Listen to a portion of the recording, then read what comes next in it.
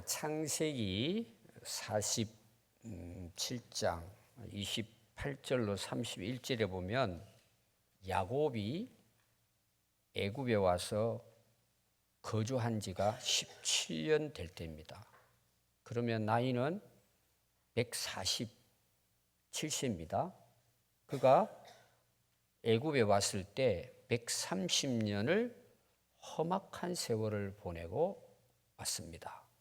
이걸 이제 바로에게 이야기를 합니다. 그러니까 이 야곱이 147세가 되었을 때 본인이 죽을 때가 됐구나. 내 죽음이 가까이 오는구나. 이걸 이제 본인이 알게 됩니다. 그리고는 요셉을 부릅니다. 요셉에게 유언을 하는 거예요. 원래 큰아들이 누구죠? 모세? 예. 르우벤이 가장 장남입니다. 대개 이제 유언을 하면 장남한테 하죠. 근데 요셉에게 합니다. 여러분 이유는 알겠죠? 요셉 때문에 지금 애굽에 오게 된 거니까 요셉으로 그 가족들이 다 살게 되잖아요. 유언을 합니다. 그 무슨 유언을 하느냐면 내가 죽으면 애굽 땅에 묻지 마라. 우리의 고향인 가나안 땅, 조상들의 묘가 있는 곳에 나를 묻어달라. 자기 죽음을 앞에 놓고 이 이제 유언을 합니다. 그래서 요셉이 이제 아버지에게 아버지 말씀대로 그 약속을 제가 꼭 지키겠습니다.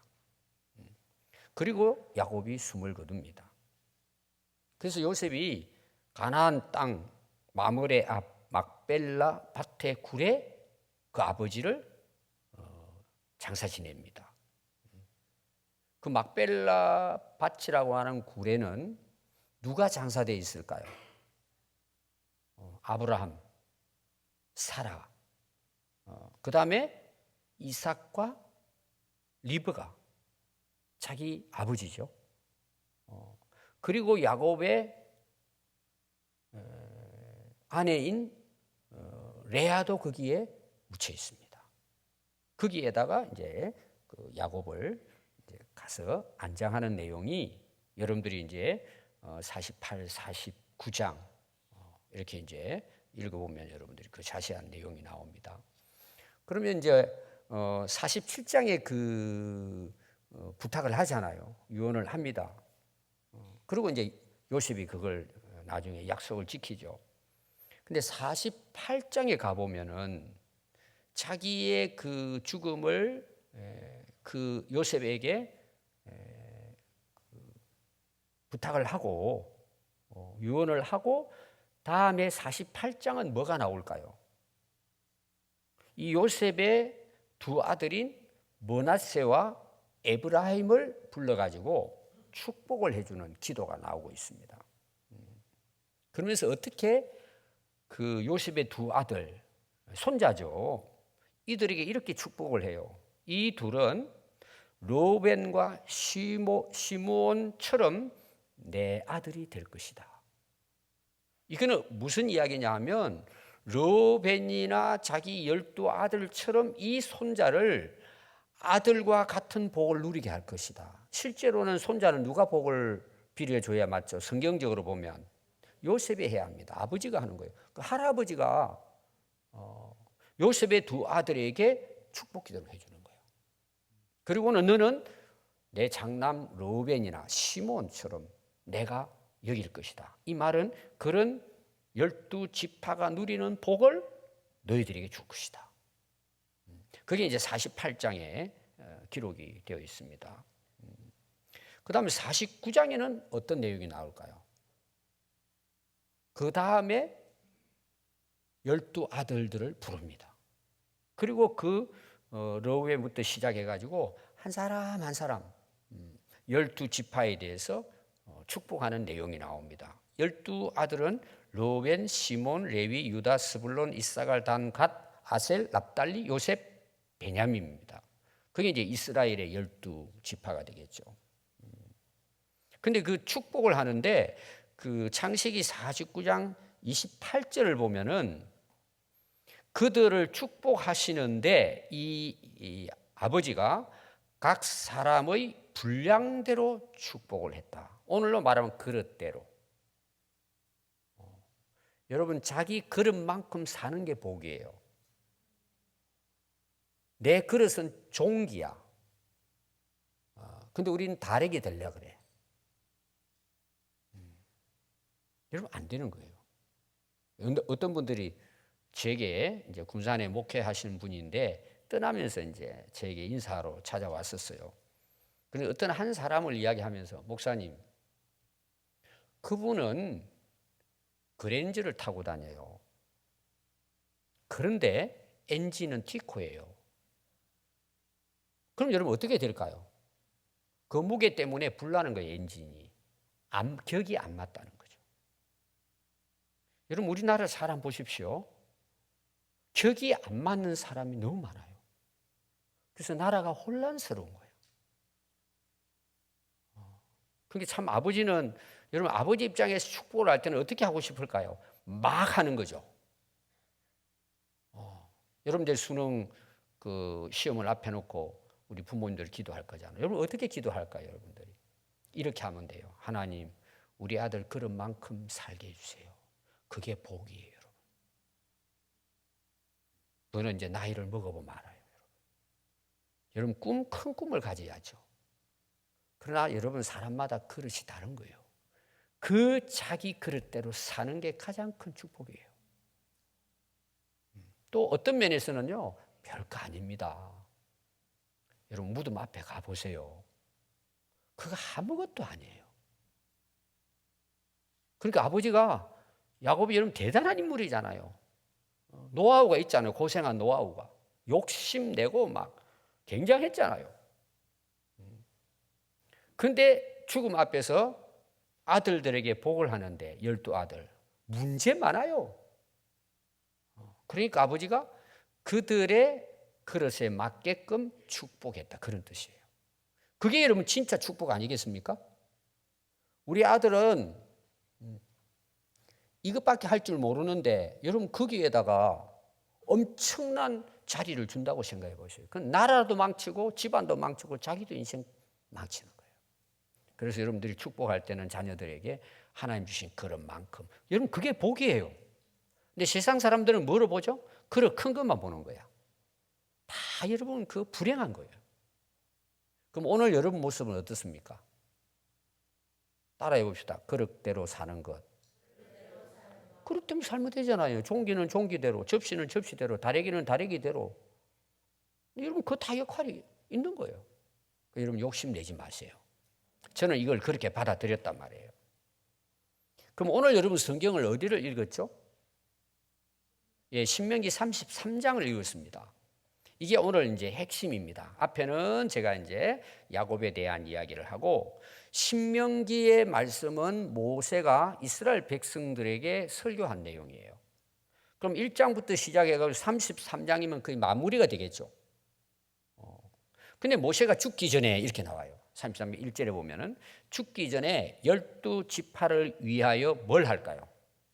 축복 기도를 하는 거예요. 그 12지파가 지금 야곱이 축복한 12지파예요. 그래서 요셉이 죽고, 자, 요셉이 죽으니까 이스라엘 백성들 어떻게 되죠? 애굽에서 이제 고생을 시작하잖아요. 왕이 이제 요셉을 무시해버리니까. 그리고 모세를 통해 하나님께서 이스라엘 백성들을 구출해냅니다. 그러면은 요셉이 죽고 이스라엘 백성들이 그 고생을 400년 이상을 하잖아요. 그리고 이제 하나님 앞에 막 부르짖고 기도를 해서 응답이 주어집니다. 그 응답이 이제 하나님 모세를 보내는 거잖아요. 근데 보내실 때 어떻게 해요? 그냥 갔습니까? 태어납니까? 태어나요. 지금 사람들은 다 죽게 생겼는데 그들의 간구하는 기도를 하나님이 불쌍히 여기시고 들으시고, 그래 알았어, 내가 구원자 보내줄게. 그러고는 그 이스라엘 백성들이 한 사람 세워가지고 능력을 주면 되잖아요. 근데 모세가 태어나요. 우리 세상말로 말하면 참 이게 말이 안 되는 거예요. 지금 사람 다 죽어가고 그동안 400년 이상을 죽을 고생을 하고 있는데 빨리 보내가지고 구원해 주면 얼마나 좋겠어요. 애기 하나 태어나는 거예요. 그것도 지금 물에 잠겨 죽을 위기를 만나고 그렇게 자라요.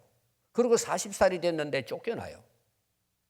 광야로 가서 40년을 지내다가 하나님께서 모세를 불러서 이스라엘 백성 80년이 지나요. 참 이거 여러분, 그 당시 이스라엘 백성들은 대단한 민족이에요. 우리나라 민족 같은 경우는 아마 4년 보내기 어려울 거예요. 그럼 다 열받아가 다 쓰러질 거예요. 이스라엘 백성들 여러분 대단한 백성들이에요. 여러분, 저는 처음에 오해를 했어요. 이것들 그냥 맨날 말씀을 어기고 막 이랬다 저랬다 막. 근데 제가 읽으면 읽을수록 나보다 1000배는 낫구나. 우리 민족하고 비교하면 이스라엘 진짜 택한 백성이구나. 대단한 민족이구나. 오늘까지 살아남아 있잖아 지금. 오늘 사실 이스라엘에 대한 이야기를 제가 하려고 하는 거예요. 그러니까요, 400년 동안 고생했죠. 기도 응답을 받는데 100년 가까이 걸려요. 그리고 광야 40년을 지나요. 그리고 하나님께서 광야를 지나서 요단강 앞에 모압 평지에 도착을 해요.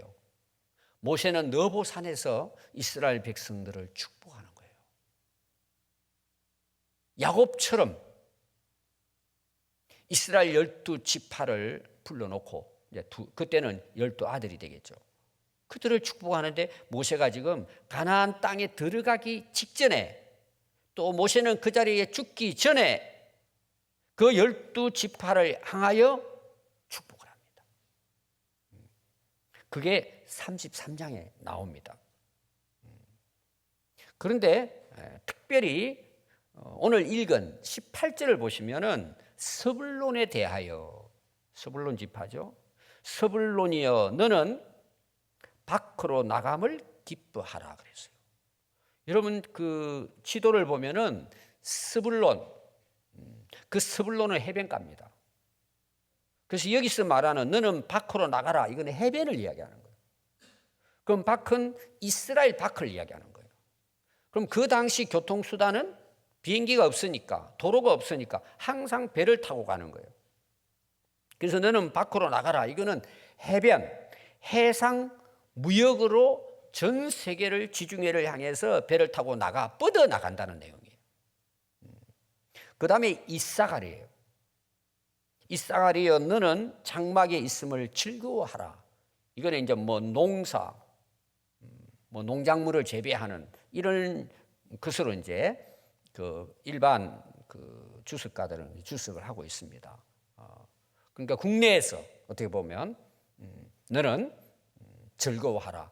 여러분 언제 즐거워할까요? 오늘 보통 사람들이 잘 될 때 즐거워하죠. 쉽게 말하면 너는 이 땅에서 잘 되라. 기쁘고 즐겁게 행복하게 살아라. 그게 이제 이사갈에 대한 겁니다.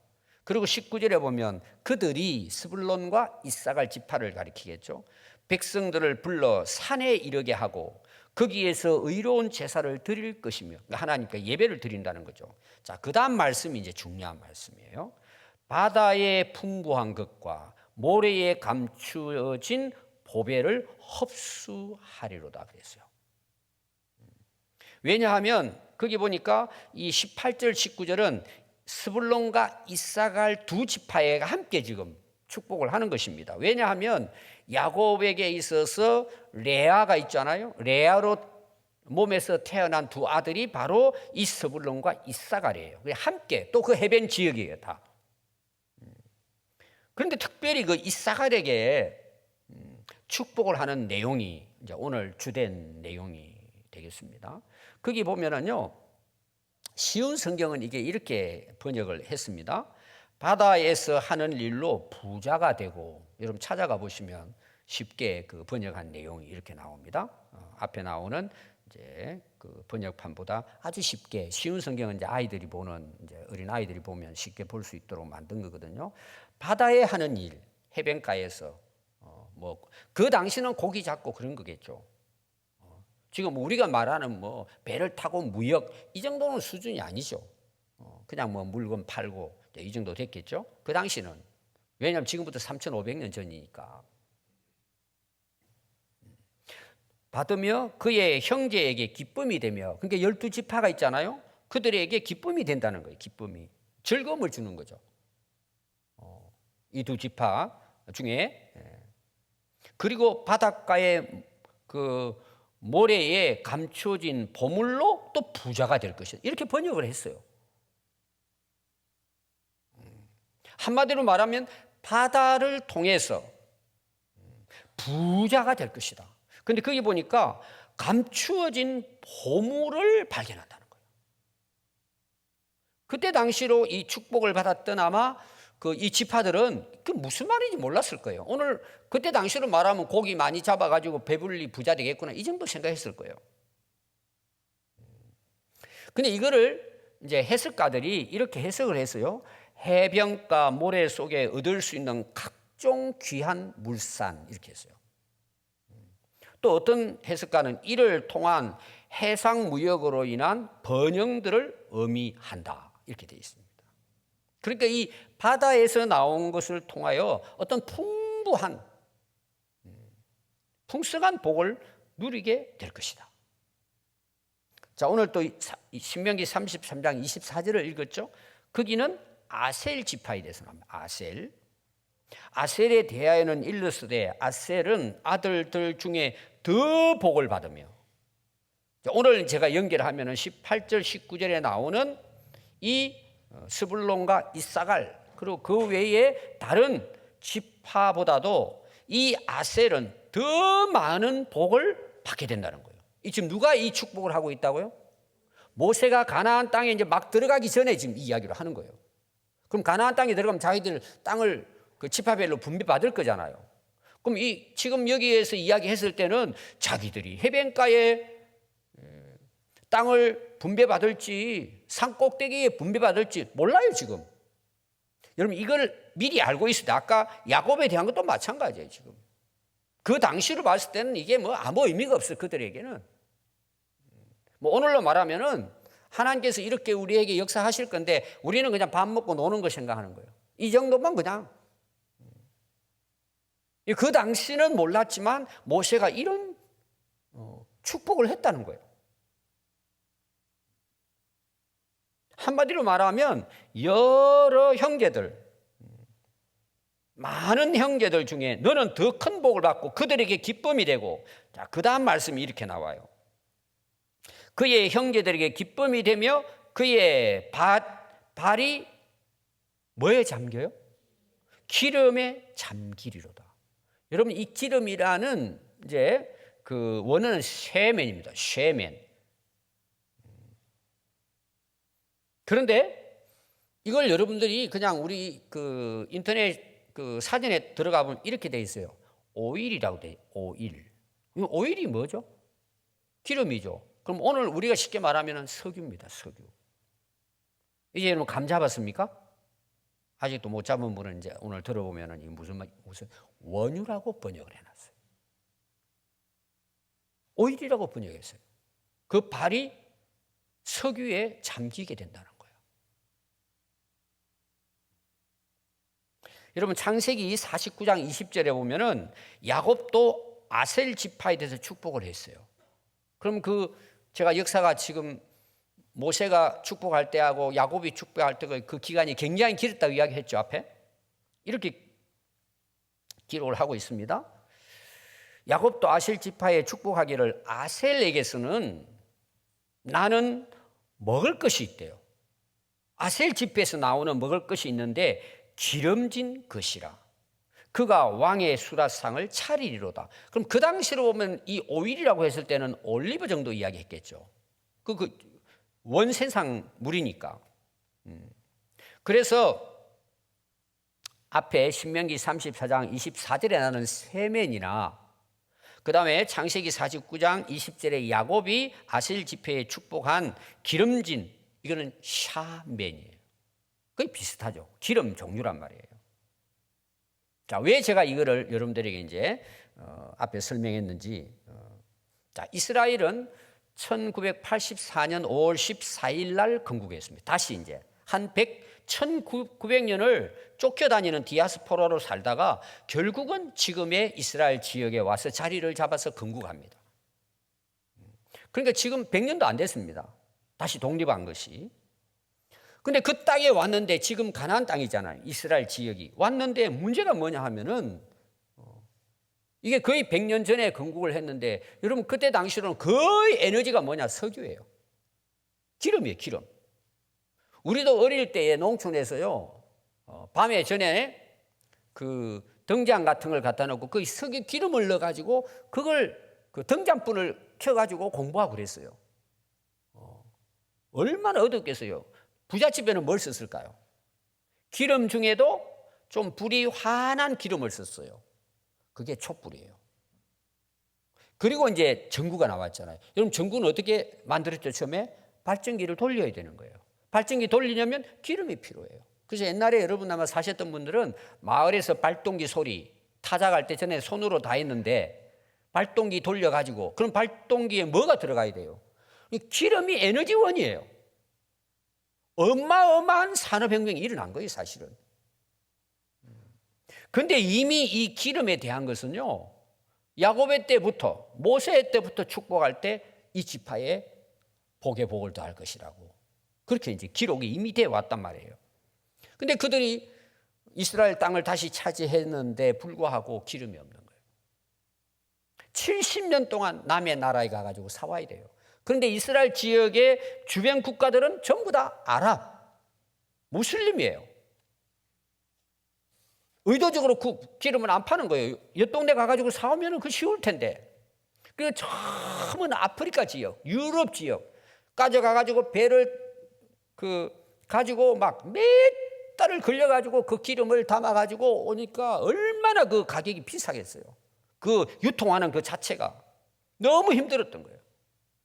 그러니까 그걸 가져오면은 기름값을 받아야 되잖아요. 그러면 옆 동네 가져오는 것보다 몇 배를 더 주고 기름을 구입할 수밖에 없는 거예요. 그리고 또 전기를 만들어야 되잖아요. 석유로. 그러면 전기세를 국민들이 옆집에서 가져오면은 한 10분의 1은 되는데 10배를 내야 되는 거예요. 예를 들면 너무 비싼 거예요. 그러니까 경제적으로 너무 힘들고 어려운 거예요. 그런데 기적이 일어났어요. 한 이스라엘의 유대인 중에 지구 물리학을 전공한 사람이 유전을 발견하게 돼요. 2004년 6월 13일이에요. 기보트 올람이라고 하는 이스라엘의 석유 회사가 있어요. 그런데 거기에 유대인 중에 토비아 르스킨이라고 하는 이 지구 물리학자가 공부를 하면서 이분들은 항상 성경을 이제 암송하잖아요. 율법을 암송하고. 근데 어느 날 성경을 읽는데 말씀이 들어오기 시작한 거예요. 그래서 그가 이 성경 말씀과 또 자기 가지고 있는 어떤 그런 그 에너지에 대한 그런 이제 지식이 있으니까 그걸 연구를 하기 시작한 거예요. 원래 그 사람은 러시아 출신이에요. 왜냐하면 유대인들이 흩어져 살았으니까 유대인이었지만 러시아에서 출생해가지고 거기에 지리학 공부를 그 당시는 그 소련이 굉장한 그 지식을 갖고 있었거든요. 근무하다가 1984년에 이스라엘을 건국하고 그 이스라엘은 이제 자기 디아스포라에서 이스라엘 이제 다시 들어온 거죠. 그리고 왔다가는 그는 호주에서 그 실력이 있는 학자니까 거기서 뭐 어떻게 보면 성공해가지고 아주 잘 먹고 호화롭게 사는 거예요. 그런데 자기가 이 신명기 말씀을 읽으면서 아이디어가 딱 들어온 거예요. 그러고는 안 되겠다. 그리고 이스라엘 가서 나라를 살려야 되겠다. 이런 마음을 가지고 자기 그런 어떤 혼자 잘 사는 거 내려놓고 이스라엘 가나안 땅으로 옵니다. 그게 뭐냐 하면은 오늘 읽은 여러분들이 그 33장 24절 아셀의 아들들 중에 더 복을 받으며 그 형제의 기쁨이 되며 그 발이 기름에 잠길 것이로다. 그리고 앞에 나오는 내용도 마찬가지고 이분이 이걸 읽다가 깜짝 놀란 거예요. 이걸 연구하기 시작한 거예요. 그래서 자기가 이제 성서학자는 아니니까 1990년 5월에 뉴욕을 가요. 그 뉴욕에 유대인의 랍비 중에 아주 최고의 랍비가 있어요. 아주 성경의 박사겠죠. 메나헴 멘델 신리르손이라고 하는 그 랍비를 찾아갑니다. 그리고 자기가 배운 것하고 성경에 대한 이야기하니까 그 랍비가 이 러스킨에게 축복 기도를 해줍니다. 당신의 말대로, 그 말은 이제 성경이잖아요. 성공할 것이다. 그래서 축복 기도 해주는 거예요. 그래서 그가 이제 성경 말씀을 믿고 키보드 올람이라고 하는 탐사 회사를 차려서 1994년부터 유전 탐사를 시작합니다. 어디에서 했을까요? 앞에 나오는 이사갈, 스불론, 아셀 그 지역을 해서 바다로 이제 그걸 탐사하기 시작하죠. 그런데 얼마나 걸리느냐? 딱 10년이 걸렸는데 유전이 터지기 시작한 거예요. 2004년에 세펠라 유전이 발견됩니다. 2009년에는요, 미국의 노블 에너지라고 하는 그 탐사하는 자들이죠. 이 이스라엘 지중해에 타마르라고 하는 지역에 가서 또 시추하는데 거기 천연가스가 발견됐는데요. 이스라엘 전기에 필요한 에너지의 40%가 해당되는 가스가 거기서 이제 발견된 거죠. 그러니까 어떤 일이 일어날까요? 40%니까. 그러니까 백성들에게 전기료가 예를 들면 40% 떨어진 거예요. 경제적으로 굉장한 이제 그 도움이 된 거죠. 그리고 2010년에 지중해 북부 해역에서는 천연가스를 발견했는데 미국 가스 매장량의 50%가 나온 거예요. 미국이 얼마나 넓습니까, 여러분? 그런데 이스라엘 땅덩어리는 우리나라 강원도 쪽밖에 안 돼요. 어마어마한 이제 매장량을 발견한 거죠. 그래서 이스라엘 백성들이요 100년을 쓸 수 있는 거랍니다. 여러분 이거 인터넷 치면 바로 다 나와요. 그거 제가 요약한 거예요.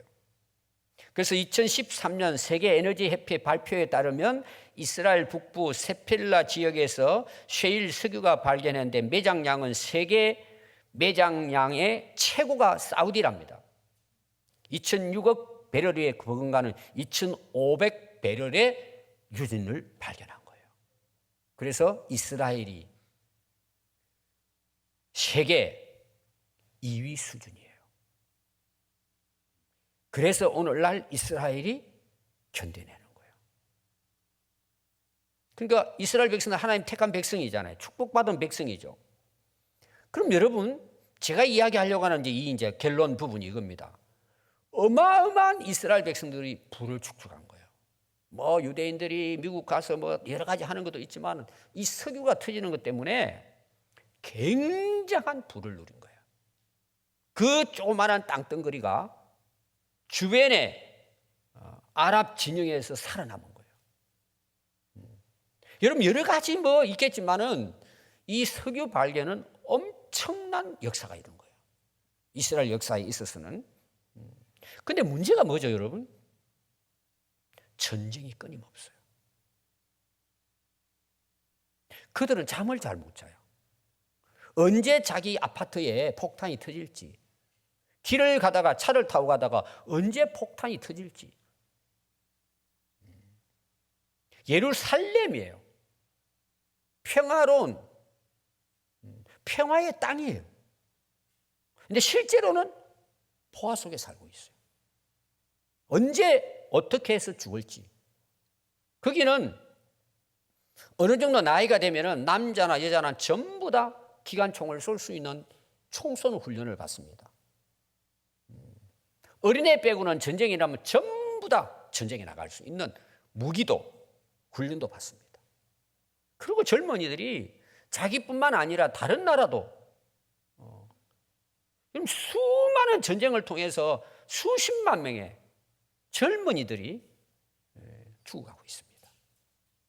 실제로는 샬롬이 없어요. 그래서 여러분 샬롬이라는 말은 전쟁이 끝나는 뜻이거든요. 다리 펴고 잘 수 있다 이 말이에요. 쉽게 표현하면. 그 인사가 그다음에 샬롬이에요. 왜 그럴까요? 언제 어떻게 될지 모르는 그 나라가.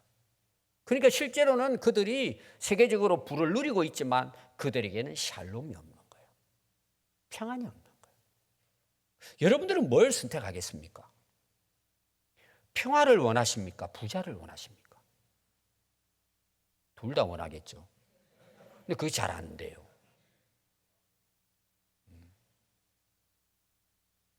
모세가 이스라엘 백성들이 약속의 땅에 들어가기 전에 모압 땅에서 요단강을 건너면 이스라엘 땅이에요. 약속의 땅이고 축복의 땅이에요.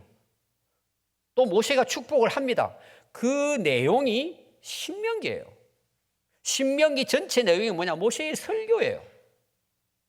여러분들이 설교의 내용을 보면은 제가 신명기 강의할 때도 여러분 설명은 했는데 여러분 한번 잘 읽어보세요. 모세가 지금 뭘 이야기하고 있는가? 그 신명기 설교를 통해 뭘 이야기하려고 하는가? 여러분 뭘 이야기할 것 같아요? 오늘은 제가 모세가 이스라엘 백성들이 들어가서 누릴 축복을 각 지파마다 약속을 한단 말이에요. 오늘 우리 성도들이 꼭 기억해야 될 게 있어요. 우리가 하나님의 복을 누리고 이 민족도 오늘 여기까지 살아왔습니다. 지금도 우리가 살고 있죠. 근데 그 세상적인 잠깐의 풍성함과 부유함과 복은 어떤 면에서는 영적으로 신앙생활 하는데 복이 아니고 독이 될 수 있습니다. 자, 이스라엘 백성들 볼까요? 유전을 발견했습니다. 어마어마한 강대국이 됐습니다. 어느 세계에서도 이스라엘을 침범 못합니다. 그런데 이스라엘 백성들이 발견하지 못한 게 있어요. 이건 뭘 것 같습니까? 천국의 보화를 발견하지 못한 거예요. 그들은 예수님을 십자가에 못 박아 죽였어요. 지금도 예수님을 믿지 않아요. 영원한 보물을 발견하지 못한 거예요. 지금도 어떻게 해요? 예수 믿는 사람? 놓습니다. 여러분, 모세가 신명기서를 통해서 말씀하신 걸 딱 한마디로 이야기하면 너희들 가나안 땅 하나님 주신 축복의 땅에 들어간다. 너희들 정말 그거 중요하다. 하나님 복 주실 거야. 여러분, 그것만 이야기했을까요? 모세가 그걸 하기 위해서 신명기를 썼을까요? 제가 간단하게 여러분들이 집에 가서 이제 신명기 한번 읽어보시려면 처음부터 끝까지 읽어보십시오. 그럼 읽어보면 압니다, 여러분들. 뭘 정말 이야기하고자 하는 거지. 1장 8절에 보면부터 제가 간단하게 읽어드리겠습니다. 내가 너희 조상 아브라함과 이삭과 야곱에게 맹세하여 그들과 그들의 후손에게 주리라 한 땅이 너희 앞에 있으니 들어가서 그 땅을 차지하라. 너희의 하나님 여호와께서 너희를 번성하게 하셨으므로 너희가 오늘 하늘의 별과 같이 많아졌다. 너희 조상의 하나님 여호와께서 너희를 현재보다 1000배나 많게 하시며 너희에게 허락하신 것과 같이 너희에게 복 주시기를 원하노라. 이게 이제 신명기의 복이죠. 그 모세가 이야기하고자 하는 것입니다. 자, 4장 13절부터 보면은 여호와께서 그의 언약을 너희에게 반포하시고 너희에게 지키라 명령하셨으니 곧 십계의 명이며 두 돌판에 친히 쓰신 것이라. 그때에 여호와께서 내게 명령하사 너희에게 규례와 법도를 교훈하게 하셨으니, 오늘 말하면은 이 하나님의 율법과 십행의 말씀을 모세가 받아가지고 이스라엘 백성들에게 광야 생활하면서 계속해서 너희들은 하나님 백성으로 이 말씀대로 살아라 하고 모세가 계속해서 말씀하고 있고, 신명기는 죽기 전에 가나안 땅 들어가기 직전까지 모세가 이 말씀을 전하고 있는 것입니다. 이는 너희가 거기로 건너가 받을 땅에서 행하려 함이라. 더 덧붙인다면 너희들 그 땅을 하나님 축복해서 얻지만 너희들이 해야 할 일은 하나님 명령을 그 땅에 들어가서도 잊어버리지 말고 기억하고 이 명령을 따라 살아야 한다는 걸 강조하는 게 신명기입니다, 여러분. 그래서 4장 40절에 보면 오늘 내가 네게 명령하는 여호와의 규례와 명령을 지키라. 너와 네 후손이 복을 받아 내 하나님 여호와께서 내게 주시는 땅에서는 한없이 오래 살 것이다. 주된 내용이 뭘까요? 하나님이 명령한 말씀을 반드시 너희들이 지키라. 그게 여러분들이 잘 아는 신명기 6장 1절부터 나오는 내용인데 그건 여러분들이 너무 잘 아니까 진짜 그 말씀이 중요합니다. 알기 때문에 여러분들이 꼭 6장도 한번 읽어보십시오. 제가 마지막 8장의 말씀을 읽어드리겠습니다. 1절부터입니다. 내가 오늘 명하는 모든 명령을 너희는 지켜 행하라. 그리하면 너희가 살고 번성하고 여호와께서 너희의 조상들에게 맹세하신 땅에 들어가서 그것을 차지하리라. 내 하나님 여호와께서 이 40년 동안 내게 광야길을 걷게 하신 것을 기억하라. 여러분, 기억하는 게 굉장히 중요해요, 여러분. 그게 세 가지 절기란 말이에요. 오늘 여러분, 우리가 신앙생활 하면서 왜 빗나갑니까? 잊어버리는 거예요. 여러분, 기억하시기 바랍니다. 이는 너를 낮추시며 너를 시험하사 내 마음이 어떠한지, 내 마음이 어떠하냐는 거지. 뭘 기억하고 사냐는 거죠. 그 명령을 지키는지 지키지 않는지 알려 함이라. 광야길을 통해 하나님께서 그 말씀을 마음에 새기고 기억하고 그 약속의 땅에 들어가서도 그걸 잊지 말고 너희들이 지키도록 너희들의 마음을 내가 훈련했다는 거예요. 너희들을 낮추었다는 거예요. 여러분, 하나님께서 자기 백성인데 어떻게 여러분 광야길에 고생하게 만들겠어요? 가나안 땅을 하나님 주시는데 거기 가서 고생하라고 왜 하나님 보내겠어요? 근데 그들이 고생한단 말이에요. 왜? 하나님을 잊어버린 거예요. 하나님 잊어버리니까 자기가 자기 힘으로 산다고 생각하는 거예요. 교만해지는 거죠. 그래서 하나님 낮추신다는 거예요. 너를 낮추시며 너를 줄이게 하시며 또 너도 알지 못하며 내 조상들도 알지 못하던 만나를 먹이게 한 것은 사람이 떡으로만 사는 것이 아니요. 오늘 말하면 여러분, 물질적인 풍요 아닙니까? 물질적인 복 아닙니까? 이걸로 사는 게 아니란 말이에요. 근데 사람들은 거기에 목숨을 건단 말이에요. 여호와의 입에서 나오는 모든 말씀으로 사는 줄을 내게 알게 하려 함이라. 그게 여러분 신명기 내용이에요. 여러분, 과연 경제적인 부와 풍성함이 우리에게 축복이 될까요? 여러분들이 인류 역사를 보십시오. 이스라엘 백성들을 보십시오. 아니, 여러분들이 지금까지 살아온 삶을 돌아보십시오. 뭐가 정말 복이었는가? 여러분, 샬롬이 있습니까? 늘 평안하고 기쁘고 여러분 감사합니까?